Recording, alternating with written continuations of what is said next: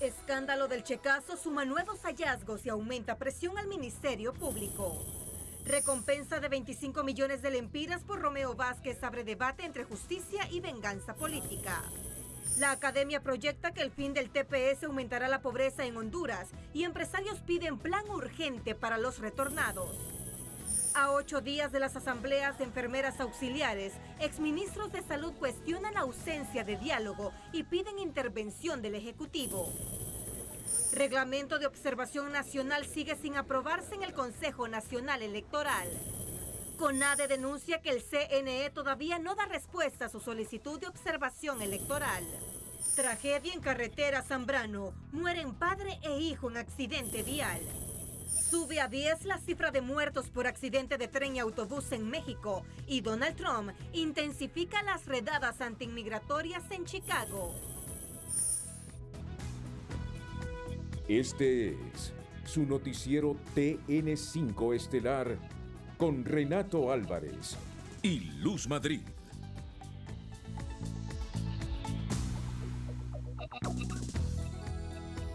Buenas noches, Honduras. Bienvenidos a la emisión de este lunes 8 de septiembre. La noticia del día es presentada por Claro. Si sos full Claro, tenés full beneficios. Contrata tu plan móvil y Claro Hogar y recibí full beneficios. ¿Sabe usted que el escándalo del Checazo en Sedesol sigue escalando? La auditoría del Tribunal Superior de Cuentas confirma indicio de responsabilidad penal en esta trama de corrupción por el desvío de fondos públicos.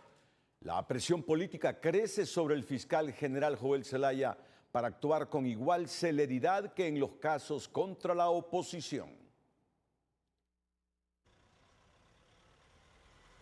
Al menos el Tribunal Superior de Cuentas lo tiene claro. El caso del Checazo en Sedesol presenta indicios de responsabilidad penal, según concluye su informe de auditoría social tras 2 meses de inspecciones de campo, recopilación de testimonios de supuestos beneficiarios y revisiones documentales.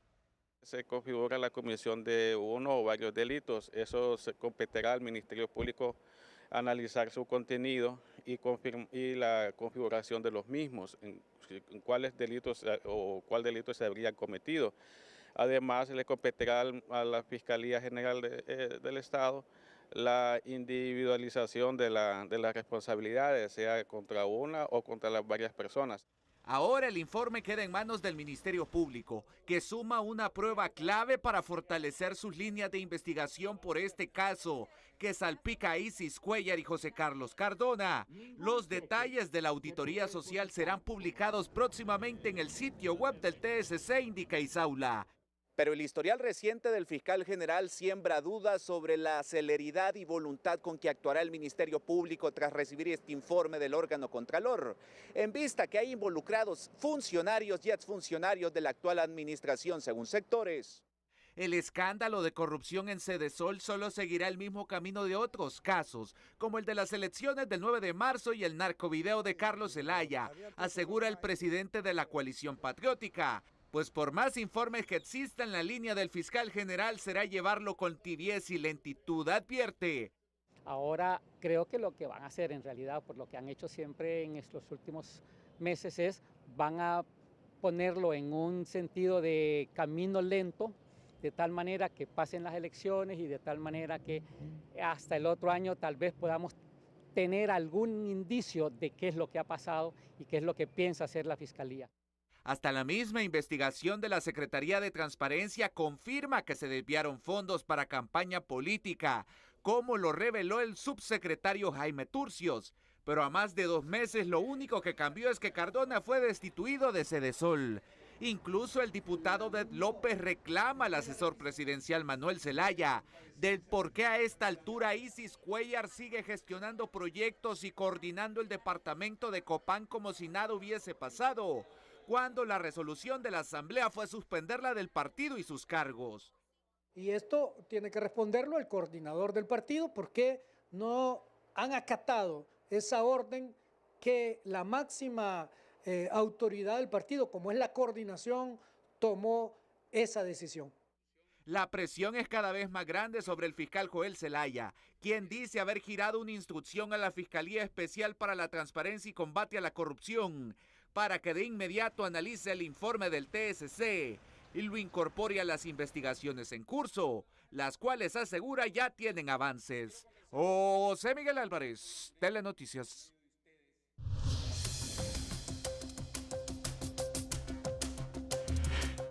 Es la última hora de hoy. El Tribunal Superior de Cuentas encuentra responsabilidad penal en el caso del checazo en Cedesol.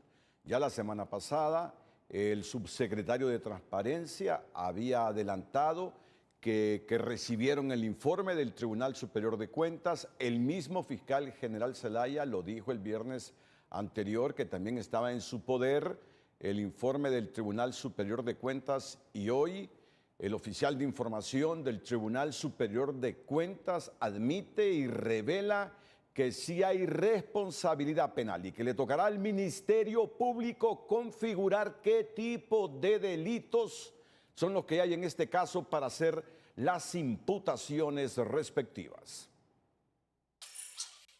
El Ministerio Público anunció este lunes que sigue tomando declaraciones a testigos afectados por el fraude de Corium Inversiones, esta vez en el departamento de Choluteca, y asegura que avanza en la recepción de más testimonios. Sin embargo, a pesar de la magnitud de la megaestafa, el ente fiscal no ha impulsado hasta ahora ningún mecanismo de colaboración eficaz con el principal acusado, el exgerente general Iván Velázquez, quien guarda prisión preventiva. El señor Iván Velázquez junto con otros administradores están guardando prisión acusados por el Ministerio Público.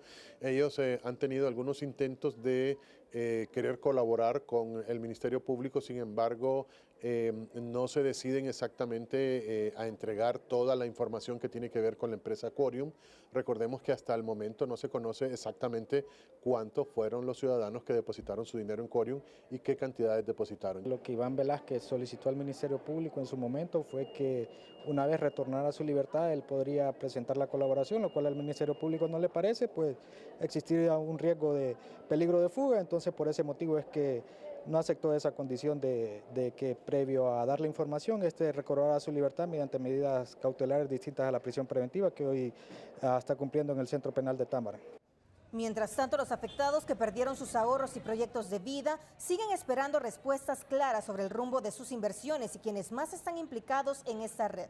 El Ministerio Público reafirma que deducirá responsabilidades penales contra todos los involucrados en este esquema que provocó graves perjuicios económicos y sociales en miles de inversionistas. En resolución de audiencia inicial, un juez en materia de criminalidad organizada y corrupción dictó auto de formal procesamiento y prisión preventiva para el ciudadano Gerardo Enrique Galeano Hernández, acusado de actos preparatorios punibles y asociación terrorista. Según el Ministerio Público, el acusado tenía como propósito asesinar al expresidente Manuel Zelaya y votar al actual gobierno mediante acciones violentas que incluían un paro nacional, generar caos, temor y presión política, hechos que afectarían el desarrollo de las elecciones generales de 2025. Por este mismo caso, guardan prisión los ciudadanos Arcadio Corrales, Perfecto Enamorado y Antonio Catán, a favor de quienes se tramita un recurso de apelación. La audiencia preliminar para Galeano Hernández será el martes 7 de octubre de 2025 a las 10:30 de la mañana.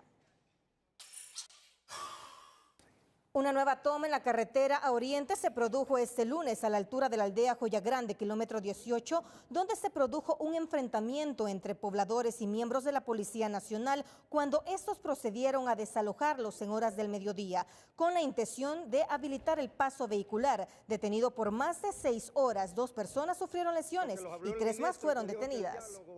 El que nunca los ha contestado otra vez, pero igual, entonces vamos a tomar la decisión de hacer lo mismo que se ha hecho, porque el pueblo está sufriendo, nosotros lo sabemos, así como nosotros también tenemos la necesidad. Entonces vamos a hacer ahorita algo, vamos a dar 15 minutos para una villa y los 15 para la otra, igual para poder... Para aliviar un poco. Sí. Los pobladores justifican la toma de la carretera por el reiterado incumplimiento de la Secretaría de Infraestructura y Transporte, cuyo titular ha prometido que entregará la obra debidamente pavimentada, pero las esperanzas se esfuman con el paso del tiempo. El polvo y la baja en las ventas de productos tradicionales es la principal afectación que afecta a los vecinos que exigen respuesta rápida de la Secretaría de Infraestructura y Transporte. La obra avanza a cuentagotas y a ese paso no concluirá en este gobierno, cuestionan los vecinos afectados. Este lunes, tras recibir una alerta sobre la presencia de una embarcación sospechosa que transportaba droga, equipos especiales navales se trasladaron al sector de Tocamacho, gracias a Dios, ubicado a 5 millas náuticas de la costa, donde se realizó la intercepción de una lancha de 25 pies de eslora con un motor y 3 ciudadanos hondureños a bordo que fueron detenidos. Se trata de Dani Emanuel Thompson Reyes, Cristian Kemuel Ortiz Galindo y David Alfonso Cruz Cabrera. Las Fuerzas Armadas, a través de personal del primer batallón de Fuerzas Especiales Navales, se trasladaron a la altura del sector Tocamacho, en gracias a Dios, ubicado a 5 millas náuticas de la costa, donde se realizó la interdicción de una embarcación de 25 pies de eslora con un motor con 3 ciudadanos hondureños a bordo. Dentro de la embarcación se encontraron 5 barriles vacíos con capacidad de 50 galones de combustible y un paquete grande color blanco que en su interior contenía varios paquetes de cocaína. Los detenidos y la evidencia fueron trasladados a la estación naval de Trujillo, Colón. Luego que la policía aumentó la recompensa por el general en condición de retiro Romeo Vázquez Velázquez a 25 millones de lempiras, tras haber escalado progresivamente desde 500,000 lempiras en marzo hasta alcanzar esa cifra en septiembre, surgen inquietantes interrogantes. ¿Esto responde a una búsqueda legítima de justicia o a una venganza política?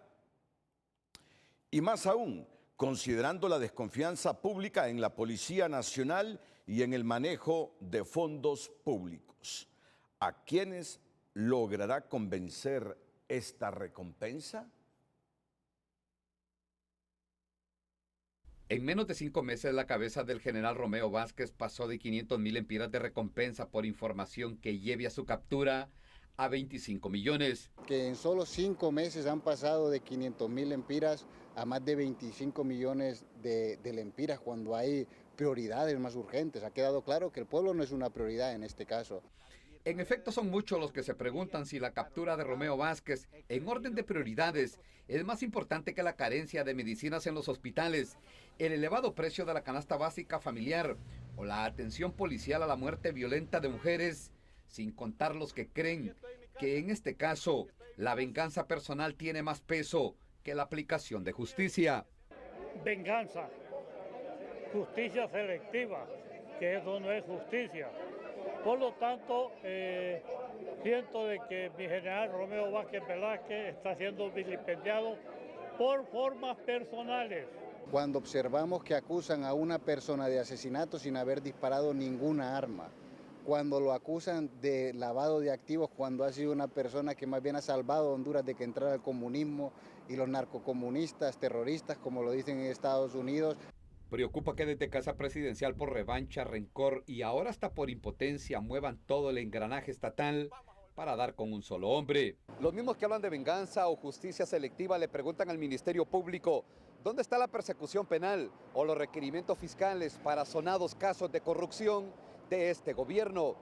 Y es que al politizar la justicia no solo se corre el riesgo de ser muy severos con la oposición y caer en la ceguera y tolerancia con los afines al poder, también de un momento a otro, en la primera voltereta de la moneda, los perseguidores pueden terminar en perseguidos. Es un acto de revancha judicial y yo creo que si esto se continúa así, como le digo, esto puede desembocarse en el próximo gobierno e incluso, ¿no?, remociones al propio fiscal general y a miembros de la Corte Suprema de Justicia, ¿no?, que eso de nuevo viene a debilitar, porque lo que van a poner son personas muy afines a ellos más adelante también, ¿no?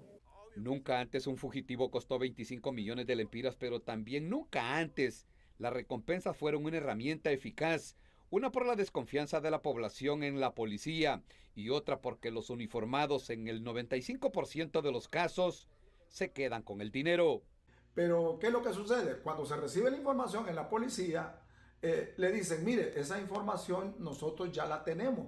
Muchísimas gracias por su colaboración, pero ya tenemos esa información. Muchas gracias. Y de repente no es cierto, no la tienen. Y con esa información proceden a capturar a la persona y no pagan la recompensa. Entonces muchas personas saben eso, pues, incluyendo pues el temor que tiene la población.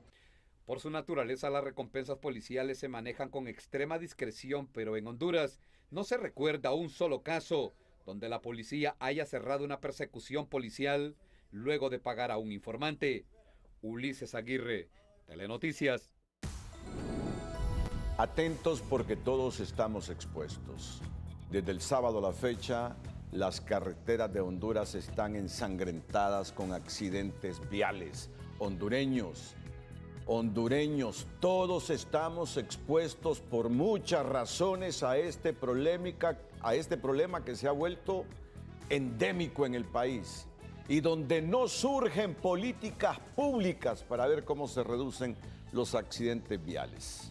Atentos a esta noticia en el Noticiero Líder.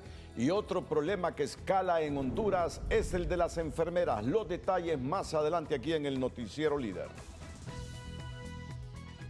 En el 6º capítulo del Reto del Sabor, los concursantes debieron nominar entre ellos a uno de los sentenciados, lo que generó tensiones en la cocina, incluyendo una discusión entre Polache y Yariel, así como diferencias visibles entre los jurados Laura y André.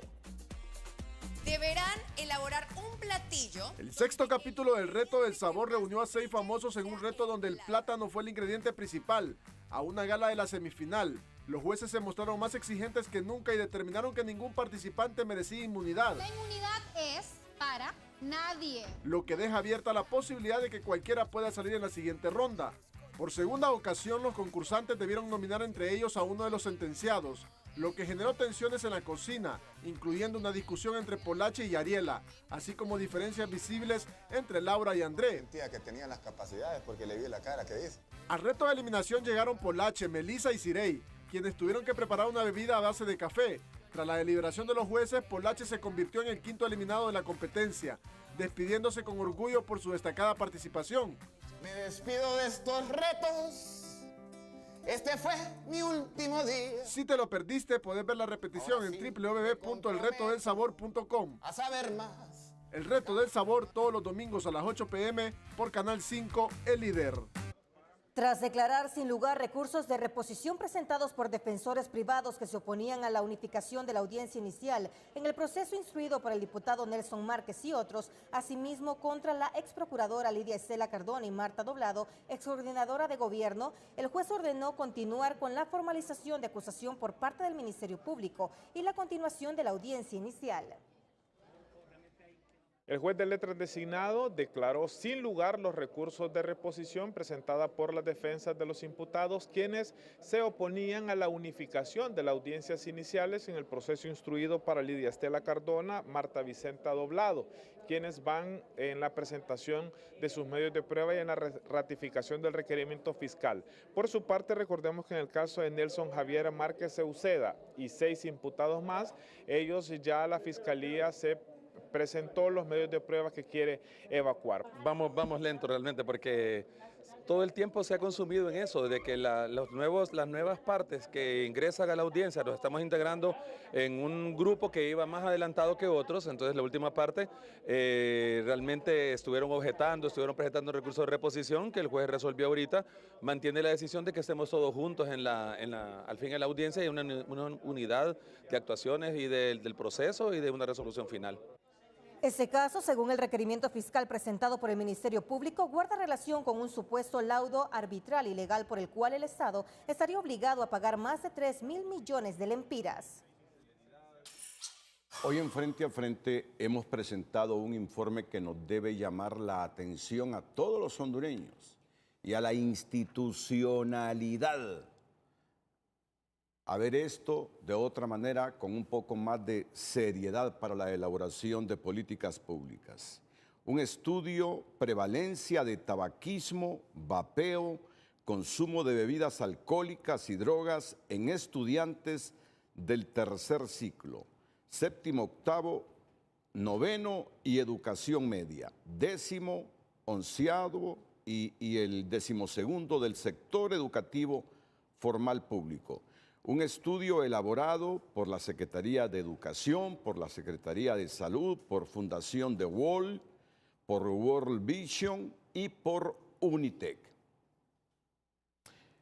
Mire usted lo que revela este informe.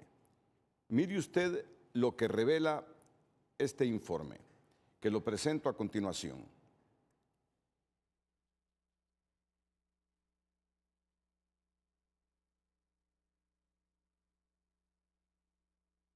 Ya. El consumo de sustancias en estudiantes del tercer ciclo, 7º, 8º y 9º, y educación media. Lo pueden ver, del sector educativo formal público. Estratificado por sustancia, inicio de consumo, número y porcentaje que iniciaron entre 10 y 16 años en consumo en los últimos 3 meses y si tienen 2 o más indicadores de dependencia.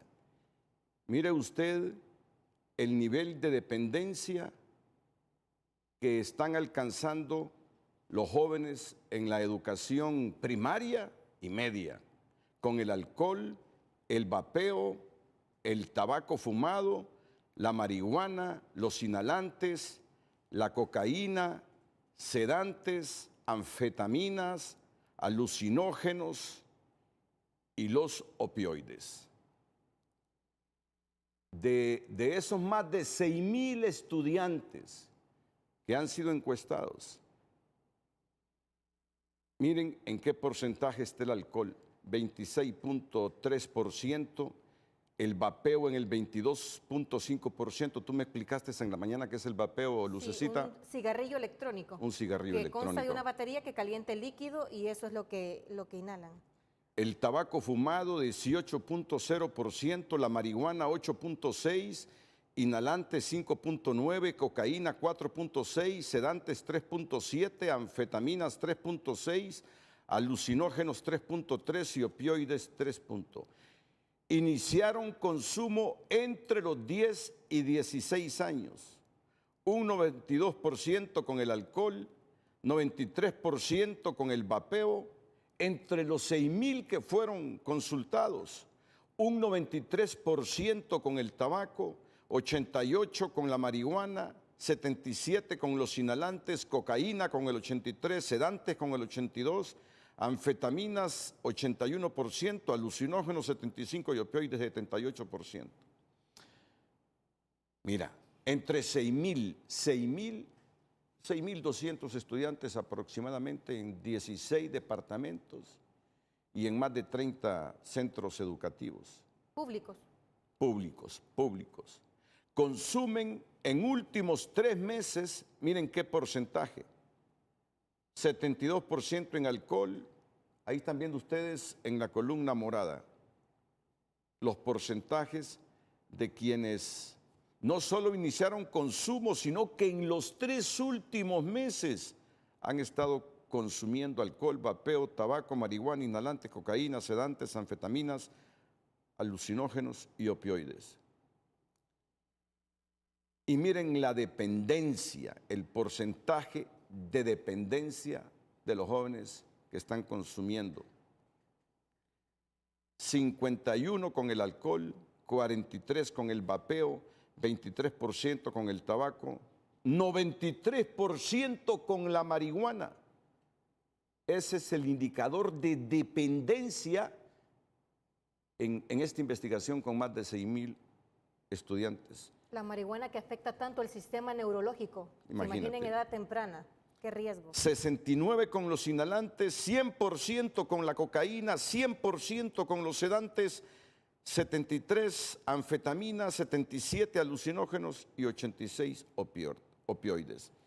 Mire usted el nivel de consumo de sustancias en estudiantes del tercer ciclo, 7º, 8º y 9º. Eso es primaria. Antes la primaria era de 1º a 6º grado, ahora se extendió hasta 9º. Y en educación media, 10 y 11 y 12º año del sector educativo formal público. estratificado por sustancia, inicio de consumo, número y porcentaje que iniciaron entre los 10 y 16 años. El consumo en los últimos 3 meses es impresionante. El consumo en los últimos 3 meses, miren esa columna de color morado.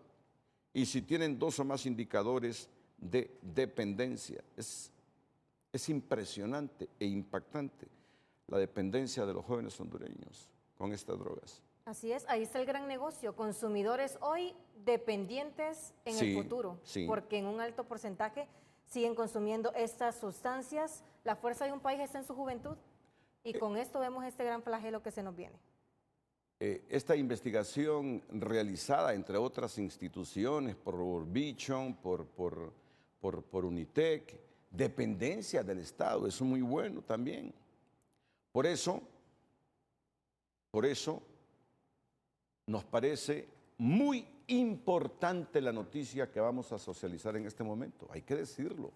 A nosotros lo que nos interesa es el país, las buenas políticas públicas, integrales, permanentes, que cada centavo de los dineros públicos se invierta en lo que realmente puede sacarnos del subdesarrollo o puede frenar la dependencia que tenemos, como en este caso, de los opioides, de los alucinógenos y del alcohol. Hoy el gobierno ha inaugurado el primer centro de rehabilitación. No, estoy solo anticipando el titular. Hoy el gobierno ha inaugurado el primer centro de rehabilitación gratis para adictos a las drogas y el alcohol. Muy bien, excelente.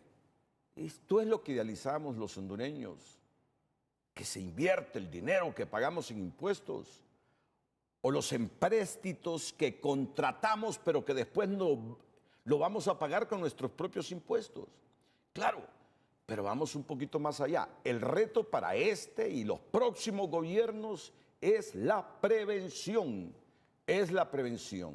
Y el que diga esto no quiere decir que le reste importancia a lo que hoy se ha inaugurado.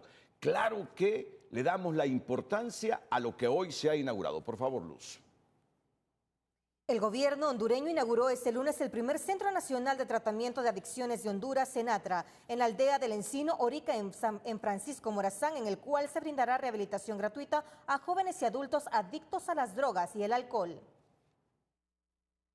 Aquí podrán venir a recibir su tratamiento las personas usuarias de sustancias psicoactivas que utilizan cualquiera de estas sustancias. Es gratuito.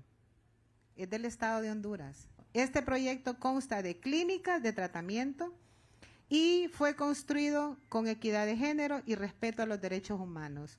Hay 3 módulos de mujeres y 3 módulos de hombres. Se divide en fase 1, 2 y 3. La fase 1 es la de desintoxicación y luego la 2 y la 3 la van a ir recorriendo dependiendo de cómo va cada uno de los pacientes respondiendo al tratamiento. El proyecto, que tuvo un costo de 155 millones de lempiras, beneficiará a más de 5,000 personas cada año, además de clínicas de tratamiento y desintoxicación. Consta de área residencial, farmacia, talleres de terapia ocupacional, comedor, cocina, lavandería, área verde para la siembra de diversos cultivos. Mira, yo solo espero que no dejen olvidado el proyecto Victoria de Mario Fumero y otros proyectos, porque durante décadas estos son los proyectos que nos han ayudado. Claro, un reverendo como Mario Fumero no puede sostener él solo con sus ingresos el proyecto Victoria, por eso ha recurrido siempre a los diferentes gobiernos.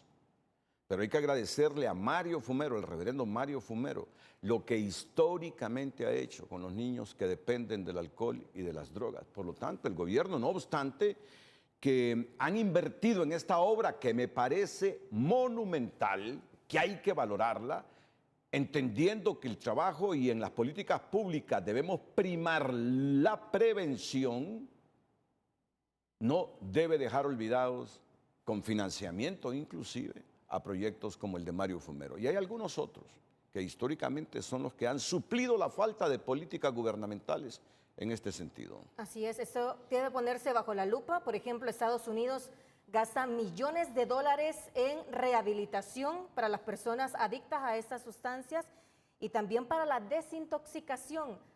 ¿Cómo haríamos nosotros con tanto flagelo que tenemos en el país, con un problema de estos en el futuro, con personas adictas o que necesiten ese tipo de cuidados? Muy bien esta obra del primer centro de rehabilitación gratis para adictos a las drogas y el alcohol. Vamos a ir a una nueva pausa comercial. Cuando regresemos, las carreteras se han teñido de sangre desde este fin de semana, incluyendo hoy lunes.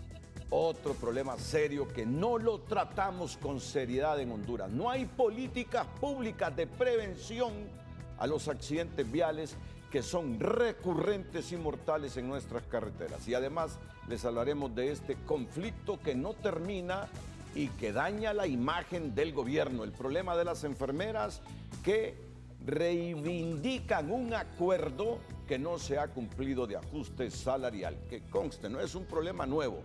Estos problemas con los gremios y los sindicatos de salud son históricos, pero se resuelven. Y esta vez pareciera que no hay interés en resolverlo. En nuestra sección del emprendedor le presentamos El Buen Sazón, un emprendimiento de Comayagua que brinda servicios para eventos. En su menú destacan tamales, montucas, pollo, costilla horneada, torrejas, boquitas y postres. El emprendedor de hoy es presentado por Ficosa. Deposita, suma y arranca en Ficosa. Deposita o incrementa 500 lempiras o más y participa por 6 carros Jetour nuevos. En Comayagua existe un lugar donde se elaboran nacatamales, montucas, boquitas, postres y mucho más. El Buen Sazón, un emprendimiento que toma fuerza con la temporada. De realizar nacatamales. Y hemos venido de generación en generación haciendo lo que es la elaboración y venta de nacatamales. Estamos ubicados en el Boulevard Roberto Romero Lario, esquina opuesta a Ferretería Rubí, casa de 2 plantas. Ahorita que viene la temporada de diciembre hacemos nacatamales, montucas, pollo horneado, torrejas, costilla, lomo horneado. También hacemos comidas para eventos, boquitas, jugos, todo lo que ustedes quieran, postres.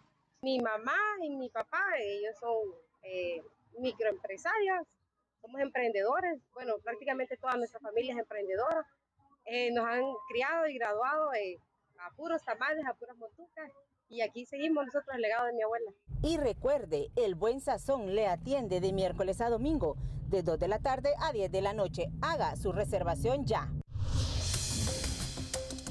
Usuarios del Instituto de la Propiedad reaccionan molestos por huelga de la Confederación Nacional de Federaciones y Patronatos de Honduras, que lleva 6 días en San Pedro Sula y genera gran atraso en trámites administrativos por el cierre de esta entidad del Estado. La paciencia se agota para muchos usuarios del Instituto de la Propiedad en San Pedro Sula, quienes reaccionan molestos ante la toma de las instalaciones por parte de la CONAFED, que hoy cumple 6 días, lo que dificulta hacer negocios, cuestionan. Ahorita no, hasta que den una resolución ellos. Mientras no haya una resolución no hay nada, no soltamos acá nosotros.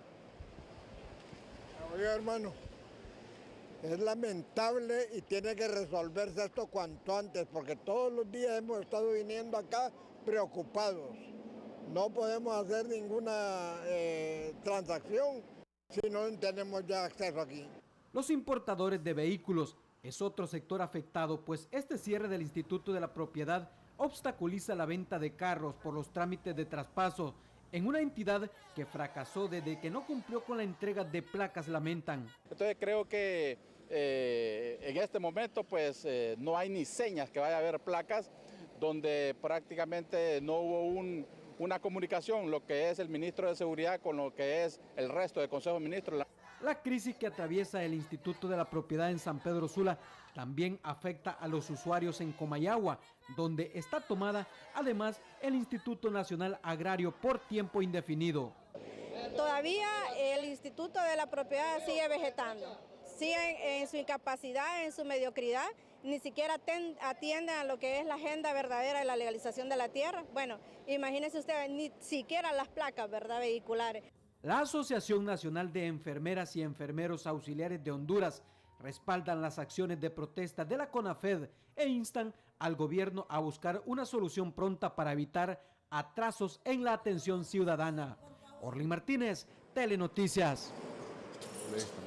La Asociación Nacional de Enfermeras y Enfermeros Auxiliares cumple 8 días de asambleas informativas y manifestaciones a nivel nacional, exigiendo el cumplimiento de 13 acuerdos laborales pendientes con la Secretaría de Salud. En Tegucigalpa, el gremio se manifestó en el Boulevard Suyapa e incluso se arrodillaron en oración pidiendo una solución al conflicto. La situación se agrava tras la denuncia de ANEA sobre presuntas intimidaciones por parte de algunos diputados de Libre en los departamentos de Atlántida y Santa Bárbara, donde supuestamente convocan a colectivos para intimidar a los obreros de blanco. Algunos diputados del Partido Libre están llamando a los colectivos de Libre para que vayan y confronten a nuestra compañera. Sucedió en la Ceiba el día viernes y hoy en Santa Bárbara también se convocó para que vayan a apostarse al hospital los colectivos a confrontar a nuestras compañeras y agredir a nuestra compañera. Por el amor de Dios, esto no suma. ¿Qué van a ganar ustedes con agredir y ofender mujeres indefensas? Las protestas se mantienen en todas las regiones sanitarias del país, donde más de 7.500 enfermeras enfrentan retrasos salariales y sobrecarga laboral. Y esto es a nivel nacional. Enfermeras y enfermeros auxiliares en los departamentos de Copán, Lempira y Ocotepeque se unieron para manifestarse y exigir que sus voces se escuchen. Con pancartas en manos piden diálogo, el cese de odio, así como atención a sus peticiones por parte de la Secretaría de Salud. El primer punto que nosotros, que ANEA toca es la contratación de más personal. En fin de semana, usted sabe que no hay jefes de sala ni nada, pero nosotros no necesitamos que alguien esté en la sala para realizar nuestro trabajo. Hay salas aquí, y se lo digo con toda seguridad, un auxiliar con un joven en servicio social o uno en contrato, cuidando 25 pacientes. Porque tenemos sobrecarga laboral a nivel nacional, ya sea en hospitales o en centros de salud, o centros de salud en lugares inhóspitos, donde solo una enfermera atiende hasta 25 y 30 pacientes y toda una población en general. Entonces, nosotros somos un personal de enfermería muy importante. La ministra dice que no somos columna vertebral. Claro que sí, nosotros somos el personal de mayor importancia en el sistema de salud. Se cumplen 8 días de estas manifestaciones de las enfermeras y enfermeros. Argumentan que el déficit en personal de enfermería sobrecarga laboralmente a quienes atienden pacientes a diario en los centros públicos de Copán, Lempira y Ocotepeque. De no tener respuesta, advierten que las medidas se intensificarán. Si bien es cierto, los médicos están duplicando sus esfuerzos y las enfermeras profesionales duplican los esfuerzos para llenar el vacío que dejan las auxiliares, el problema es que no dan abasto también y la calidad del servicio se reduce. La calidad del servicio en los hospitales en este momento, ya precario, se está volviendo más precario ante la ausencia de las enfermeras, que protestan porque les prometieron, acordaron, firmaron y no les han cumplido. A 8 días de las asambleas informativas de enfermeras auxiliares a nivel nacional, algo inusual llama la atención de exministros y exviceministros de salud: la ausencia total de mesas de diálogo. Históricamente, todos los gobiernos han enfrentado demandas salariales del sector con espacios de negociación, pero esta vez solo hay confrontación. Exfuncionarios piden intervención directa del Ejecutivo.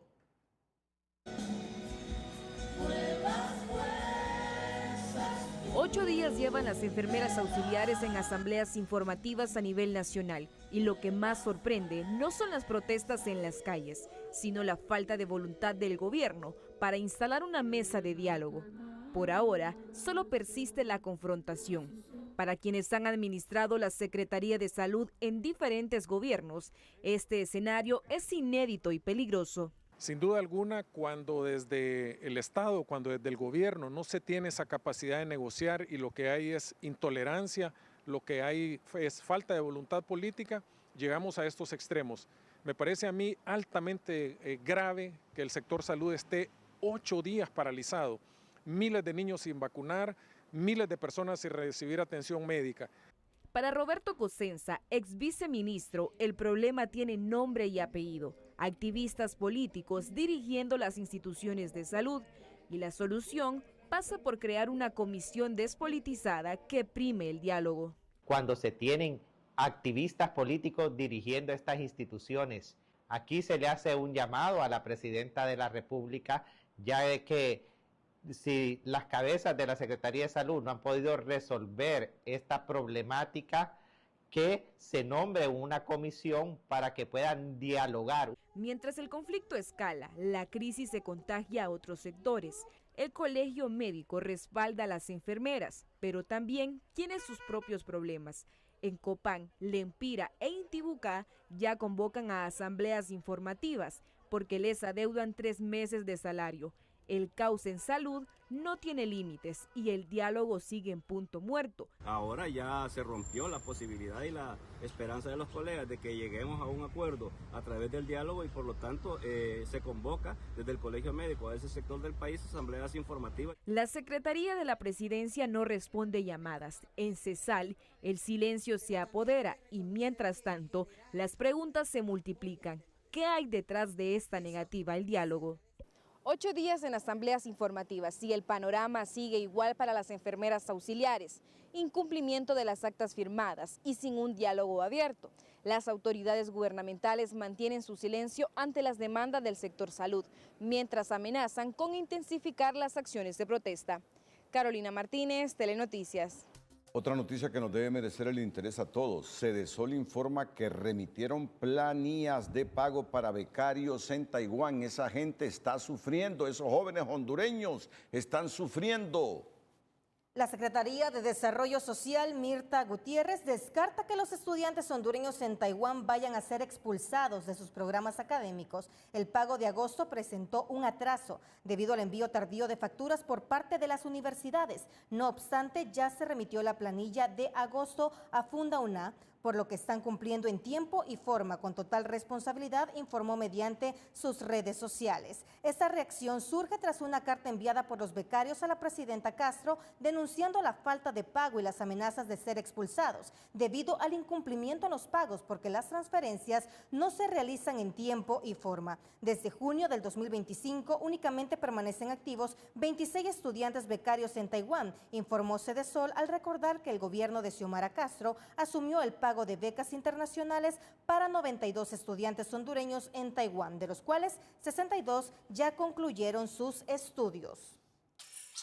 Lo que les anticipábamos, 2 muertos y varios heridos deja volcamiento e incendio de un rapidito en Cofradía Cortés. Así es, este lunes en San Pedro Sula, 3 usuarios del transporte público de 65, 18 y 5 años reciben asistencia médica en el hospital Mario Catarino Rivas, a donde fueron trasladados tras el accidente ocurrido este domingo a la altura de la colonia Lempira en Cofradía Cortés. El rapidito en el que viajaban cayó a una hondonada y posteriormente se incendió, un hecho que cobró la vida de 2 pasajeros, José Javier Mendoza Cortés, de 20 años, y Suheili Rocío Enamorado Euseda, de 23 años, quien viajaba con su pequeño hijo, que actualmente permanece interno en el mismo centro asistencial. Las autoridades señalan que el exceso de asistencial de velocidad es uno de los principales factores del accidente. Karen Euseda es la madre de Suhaili, una de las 2 víctimas del accidente que se registró en Cofradía. Lamenta sumarse a las ya muchas familias que han perdido sus seres queridos. Todo cuestiona por la imprudencia de algunos motoristas del transporte público. Y yo exijo a las autoridades y a los dueños de la empresa y que ellos pero que lo hagan, porque no es la primera vez. Mire, esto se ve prácticamente a diario.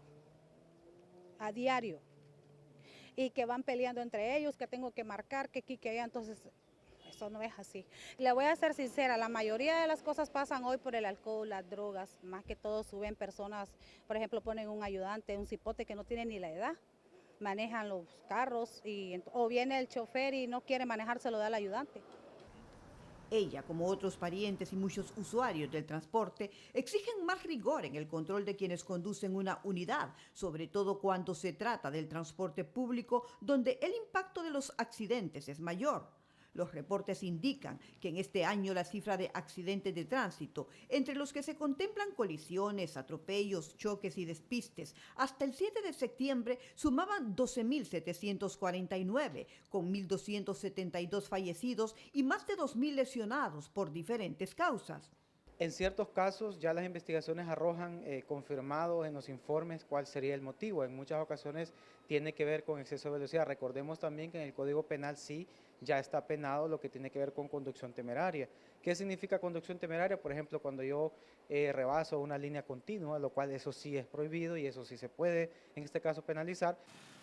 En comparación con el año anterior, a esta misma fecha, se contabiliza un aumento de más de 600 accidentes de tránsito, pero con 48 muertes menos, en las que un 16% son pasajeros, un 25% peatones y un 55% conductores, pero en su mayoría de motocicletas. Es preocupante la creciente oleada de accidentes que estamos manejando en el hospital. Salud Pública se ve abrumada realmente por la gran cantidad de pacientes, dado que es una cifra que cada día va en aumento. Desafortunadamente para este hospital significa una carga significativa porque estos pacientes son de alta complejidad, que requieren muchos recursos, mucho tiempo y desafortunadamente no siempre logramos poder salvarlos. Las autoridades demandan a los conductores de todo tipo de vehículos asumir las recomendaciones para evitar más luto y dolor por accidentes viales. El volcamiento de un autobús ocurrido la tarde de este lunes en la carretera CA5, cerca del desvío hacia la aldea de Támara, dejó como resultado la muerte de 2 personas. Un hombre de 38 años de edad y su hijo de 6 años, identificados como Eduardo Antonio Hernández y José Daniel Hernández, respectivamente. Según se informó, ambos se trasladaban hacia la capital junto a su esposa y madre del menor y su otro hijo, un bebé de pocos meses de nacido, quienes resultaron ilesos tras el percance. Testigos indicaron que el vehículo habría perdido el control al tomar una curva en el kilómetro 28 de la carretera alrededor de la cuesta de Zambrano. En el accidente también resultaron heridas otras 3 personas. Una de ellas fue trasladada a un centro asistencial por presentar una herida profunda, mientras que los otros 2 pasajeros sufrieron lesiones leves. Miren, como esto lo anticipamos hace algunos minutos, tuvo tiempo el empresario Juan Carlos Segovia, hijo, el empresario de los combustibles, en enviarme el siguiente mensaje. Hoy escuché en un noticiero de Televicentro que hasta la fecha se contabilizan 12.000 accidentes viales. No sé en qué periodo, pero bueno, lo importante es que me dice 12.000 en 248 días. Es igual a 48.387, 24 horas al día, igual a 2.0 accidentes por hora. Cada media hora hay un accidente. No voy a poner en duda la operación matemática que hizo Juan Carlos Segovia, pero lo hace en función de una noticia que escuchó hoy en los noticieros de Televicentro. Seguramente que fue en los noticieros de Canal 3, de TSI, de hoy mismo. Hoy escuché en un noticiero de Televicentro que hasta la fecha se contabilizan 12.000 accidentes viales. Aquí es donde me pierdo, no sé en cuánto tiempo. O sea, 12.000 en 248 días. Igual a 48 puntos, ahí es donde no tengo las cifras bien claras. Cada media hora hay un accidente de tránsito en Honduras. Indistintamente si usted está o no de acuerdo con estos datos, el hecho es que esto ya es una epidemia en Honduras, los accidentes viales. Pero lo que es peor,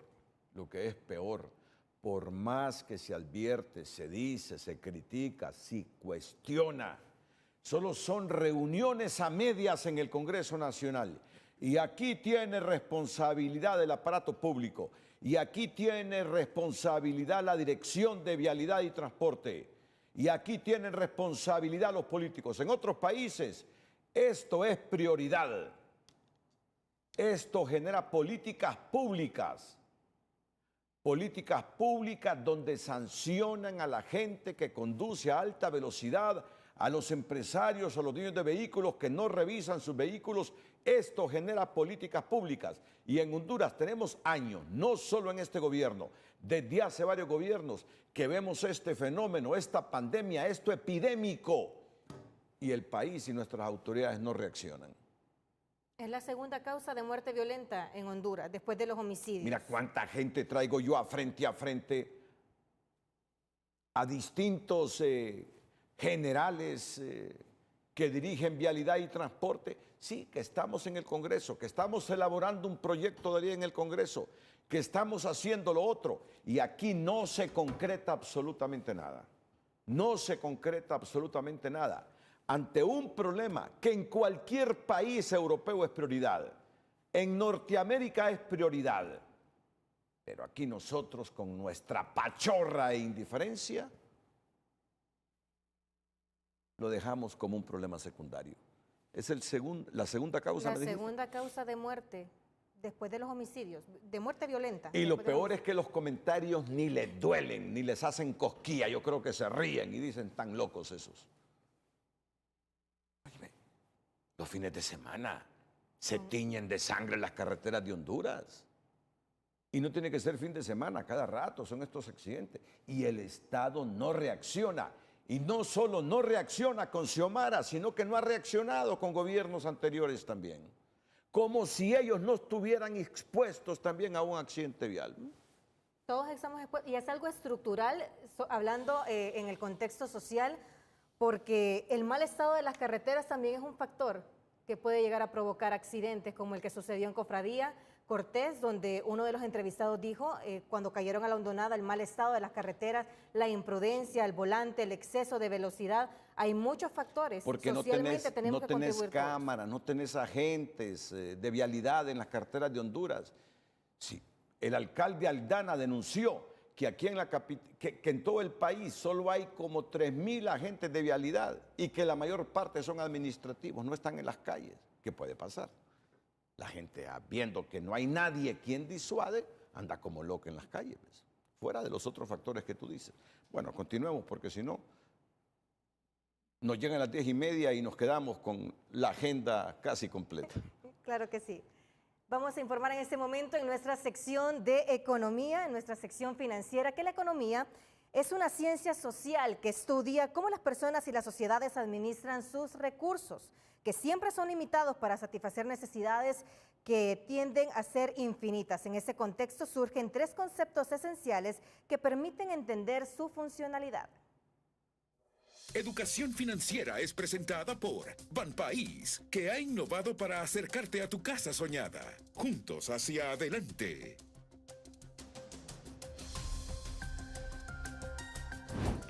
Escasez. La escasez es uno de los pilares fundamentales de la economía. Se refiere al hecho de que los recursos disponibles, tiempo, dinero, materias primas, etc., son limitados, mientras que las necesidades humanas son ilimitadas. Oferta y demanda. Este principio explica cómo interactúan los productores y los consumidores en el mercado. La demanda representa cuánto están dispuestos a comprar los consumidores a un determinado precio, mientras que la oferta representa cuánto están dispuestos a producir y vender los proveedores. Costo de oportunidad. El costo de oportunidad es otro de los conceptos claves para responder a la pregunta ¿cuáles son los 5 conceptos básicos de la economía? Se refiere al valor de la mejor alternativa a la que se renuncia cuando se toma una decisión. Luego de 26 años, el TPS llega a su fin, dejando un impacto económico significativo en miles de hogares que dependen de las remesas. La academia advierte que se incrementará la pobreza en las comunidades y el sector privado insta a las autoridades a instalar una mesa multisectorial urgente para asegurar un regreso digno a los retornados. Más de 55,000 hondureños pasan de la luz a la sombra en materia migratoria en los Estados Unidos al llegar el fin del TPS. El sector empresarial advierte que la medida dejará un impacto de al menos 240 millones de dólares para la economía y un drama social para las familias, por lo que urgen al gobierno instalar una mesa multisectorial para buscar soluciones. El problema se vuelve más grande y por eso nosotros decimos que deberíamos ya estar trabajando o convocar de emergencia una fuerza de tarea en conjunto los diferentes actores para ver cómo es que le vamos a dar un retorno digno a esa gente, porque no los podemos dejar de la mano. Recomiendan un acercamiento diplomático, aprobar leyes que garanticen beneficios a los retornados, definir un presupuesto para atender la situación y formular un plan de empleo y emprendimiento. Y es que los tepecianos a partir de este martes se enfrentan a perder su trabajo, los servicios de educación, salud y jubilaciones, así como al desarraigo y la separación familiar. Va a haber disminuida su capacidad de consumo, su capacidad de ahorro y la atención de esos servicios tan esenciales que se desprenden de estos recursos como pagar casas, alquileres, atención de salud, educación. Bueno, viene una persecución un poco sobre ellos, incluso se amenazó con multas diarias por cada día que se queden de manera irregular en Estados Unidos, se amenazó con cancelar cuentas bancarias, confiscar bienes. En el Observatorio de las Migraciones afirman que la pobreza incrementará en las comunidades que dependen de las remesas, porque es un impacto directo en miles de familias que no se puede minimizar. A nivel macroeconómico no, pero a nivel de la familia es un impacto muy fuerte, porque de la noche a la mañana la familia queda sin esos ingresos, que es lo que la sostenía en el país. Al igual que el COEB, la academia recomienda a las autoridades crear un plan para atender a los tepecianos de forma inmediata, pero que a su vez trabajen a largo plazo en combatir la corrupción, la extorsión y el desempleo para que los compatriotas dejen de emigrar y quienes regresen puedan trabajar, invertir y vivir con dignidad. El fin del TPS no solo marca el cierre de una etapa migratoria, sino que también pone en evidencia la vulnerabilidad de la economía hondureña al depender en más de un 25% de las remesas. Sara Carranza, Telenoticias. Con el fin del TPS se cierra una etapa de 26 años que dio respiro a miles de hondureños en Estados Unidos, pero en Honduras, casi 3 décadas después, la realidad no cambió. La violencia, la pobreza y la falta de oportunidades siguen ahuyentando a su gente. Los compromisos diplomáticos quedaron en el papel y el futuro de los tepecianos hoy está en el limbo. Pese a los acuerdos con Estados Unidos, no crearon las condiciones para un retorno digno de los migrantes ahora expuestos al vencimiento del estatus de protección temporal TPS. Los gobiernos de los 3 partidos que han tenido bajo su responsabilidad la conducción de este problema, no hicieron lo que debían hacer. El Estado se había comprometido a mejorar la seguridad y la economía para frenar la migración hacia Estados Unidos. Prometió reducir la violencia, generar empleo y crear oportunidades en el país, además de coordinar con Washington el intercambio de información sobre los avances. Los últimos años era también el momento para que desarrollásemos una estrategia de normalización o de regularización de la situación de todos los hondureños, de los que tenían TPS. Pero la realidad no cambió en 26 años de vigencia del TPS. La violencia, la falta de oportunidades económicas y la debilidad de las instituciones siguen siendo las causas que empujan a miles de hondureños a emigrar. Que muchas de estas personas, especialmente las que estaban acogidas bajo el régimen, ¿verdad?, del TPS, son personas que ya estaban, ¿verdad?, trabajando, digamos, de manera regular en Estados Unidos, que ya tienen una condición, digamos, condiciones económicas que al volver al país, ¿verdad?, algunos de ellos van a tener esas mismas necesidades y van a esperar esas mismas oportunidades.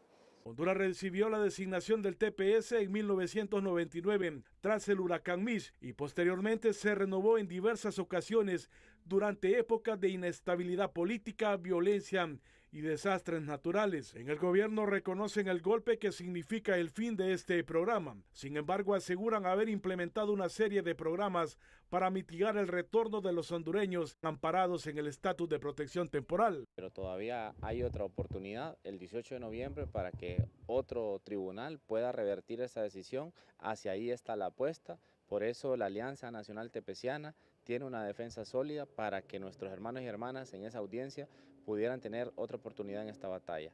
A partir de eso, nuestro trabajo como gobierno es permanentemente estar en comunicación. Los compromisos diplomáticos quedaron en papel. Hoy, aunque el gobierno promete programas de apoyo, el futuro de miles de hondureños quedan entre signos de interrogación tras el fin del TPS, y más para los que no lograron regularizar su estatus migratorio en Estados Unidos. No, y además el TPS era temporal. Aquí no es culpa del gobierno de Xiomara. Todos sabíamos que era temporal y que en cualquier momento se iba a interrumpir. Creo que las cosas hay que decirlas por su nombre. Por eso se llamaba estatus de protección temporal. Si no aprovechamos estos años, si el Estado no creó condiciones para los nuestros o para nosotros los que vivimos acá, ya eso es otra cosa. Pero el TPS era una decisión temporal de Estados Unidos. Y de última hora informamos que Tony García ya no es más activista, simpatizante ni militante de Libre. Nos lo ha confirmado hace algunos minutos el ex vicecanciller Antonio García, más conocido como Tony García. Así es, tenemos el texto en pantalla. Por estas razones de principio y al ya no sentirme representado por la actual dirección y actuaciones de Libre, tanto como partido como en el ejercicio del gobierno, he tomado esta decisión irrevocable. Reitero mi agradecimiento y le expreso mis consideraciones más distinguidas. Atentamente, Antonio García. Me imagino que era una carta dirigida, solo hemos tenido acceso a esta parte de la carta, que digo, era dirigida para la presidenta. Por estas razones de principio y al no sentirme representado por la actual dirección y actuaciones de Libre, tanto como partido como en el ejercicio del gobierno, he tomado esta decisión irrevocable. Nos lo ha confirmado hace algunos minutos a nuestra productora de TN5 estelar, Raquel Lazo, que ya no es más de Libre, que ha renunciado a Libre, el ex vicecanciller Tony García. Economía Hoy es presentada por el 7 de Banco de Occidente. Ahorra 700 lempiras o más y participa por premios semanales de 7.000, 70.000 y hasta 700.000 lempiras. Productores de granos básicos advierten que no habrá cosecha récord como lo han anunciado algunos funcionarios, ya que la prolongada canícula ha dejado pérdidas significativas en los cultivos de maíz, arroz y frijoles, pues la falta de lluvias se ha extendido inusualmente hasta este mes de septiembre, retardando la floración y maduración de las plantas. En el caso del maíz en Jilote, se perdió una buena parte de la producción en los departamentos de Olancho, El Paraíso y el departamento de Lloro. En el arroz, pues el arroz tiende a banear cuando no le llega el agua suficiente y está en formación la espiga, o sea, el fruto del arroz, ¿verdad? Y en frijol, pues realmente esto se pierde. Producto de esa situación, Honduras tendrá que depender mayormente de las importaciones de maíz y arroz provenientes de los Estados Unidos de Norteamérica y en el caso del frijol proveniente de Nicaragua. De acuerdo con Torres, ese 2025 solo se cultivarán alrededor de 5 millones de quintales de maíz, 1.5 millones de quintales de frijoles y 400.000 de arroz. Eso significa que para cubrir la demanda de la población se tendrá que importar el 75% del maíz que se consume, el 37% de los frijoles y el 94% del arroz, aseguró Torres. Las condiciones del tiempo para este martes. Hola, ¿qué tal? El tifón Tapa ha dejado severas inundaciones y ha azotado con vientos de 177 kilómetros por hora varias regiones de China. Estas son impactantes imágenes de cómo este tifón está haciendo estragos en Asia. Mientras, en el Pacífico estamos siguiendo la pista de Kiko, que es un huracán que ya tiene más de una semana vigente y se está acercando a la isla Hawái. Y esta será la trayectoria que seguirá para estos próximos 2 días, dejando ya algunas marejadas ciclónicas, principalmente en las islas más grandes de Hawái. Sobre nuestro territorio centroamericano, pues se han desarrollado una serie de tormentas en las últimas horas, producto del paso de la onda tropical número 31 y además un sistema que está formando en la parte baja. Mientras, estas son las posibilidades para esta jornada de martes en Gracia Lempira, Santa Rosa de Copán, La Esperanza, por encima del 70%, lo mismo se extiende para Ocotepeque. Mientras en zonas del sur y centro ya baja la posibilidad a 65, 66, aquí en el Distrito Central, Yuscarán, 50%, es decir, son menores posibilidades de precipitación, pero al fin existe esa posibilidad y aquí vemos cómo pues los mapas nos están orientando de las bandas que estarán extendiéndose producto de este sistema en formación que puede ser una depresión tropical más tarde esta semana. Mientras los acumulados a esperar pues llegarán a 35 en la zona sur, aquí en áreas del centro pueden andar entre 6 y hasta 17 y esperando un poquito más hacia municipios colindantes con la hermana República de El Salvador. El oleaje lo esperamos un poquito picado en el Golfo de Fonseca a 2 metros y un poquito más, puede llegar en horas de la noche de este martes y elevándose a 2 metros también al norte de Trujillo, principalmente la bahía de Trujillo, y esperamos temperaturas de 33 en el sur, entre 29 y 33 aquí en el centro, 36 en el Valle de Sula, 34 en puntos del occidente, principalmente en Santa Bárbara, y esperando 33 máximas en áreas de Olancho, con un índice ultravioleta que sube en la zona occidental sobre Gracia Lempira y llega a 13, llega hasta 12 en Copán y ahí entre 11 y 10 moviéndose en el resto del territorio.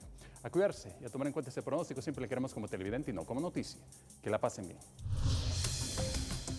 Ya está la carta completa de Tony, que no comulga con Rixi y que por ojo renuncia. Finalizamos el noticiero de esta noche. A continuación, las 5 de TN5.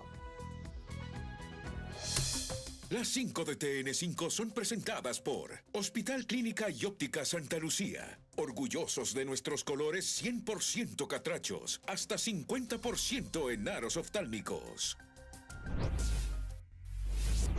Escándalo del checazo suma nuevos hallazgos y aumenta presión al Ministerio Público. La academia proyecta que el fin del TPS aumentará la pobreza en Honduras y empresarios piden plan urgente para los retornados.